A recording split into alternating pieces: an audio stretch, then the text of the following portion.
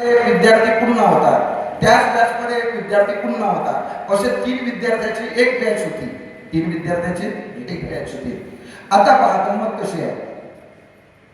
जो रियाज सांगत होता, कोण? गुरु, शिक्षक, संगीत शिक्षक सांगत होते, हा पलटा, हे अलंकार पटपट करून घ्यायचे. बर,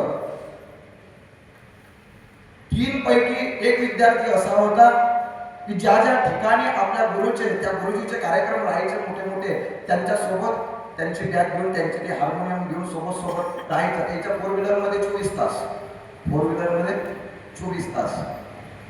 आणि एक विद्यार्थी असा होता की तो जे जे गुरु सांगत होता ते करत होता, ते करत होता. आणि एक विद्यार्थी असा होता, तो आळशी होता. त्याला येत असूनही तो करत नव्हता, येत असूनही करत नव्हता. आता जेव्हा परीक्षेची वेळ आली, परीक्षेची वेळ आली, मला सांगा पास कोण होईल? अभ्यास करणार, रियाज करणार. बरोबर, इथपर्यंत आलो ना आता आपण.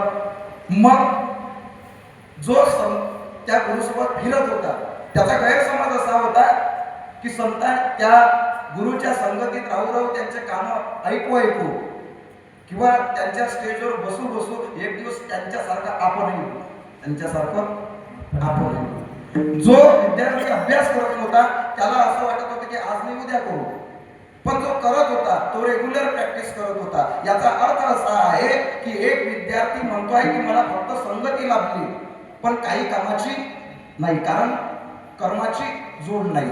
एक विद्यार्थी असा आहे ज्याला कर्म करूशाच वाटत नाही, आणि एक विद्यार्थी असा आहे जो संगतीतही आहे आणि कर्मही करतो, म्हणून तो पास आहे. विठ्ठला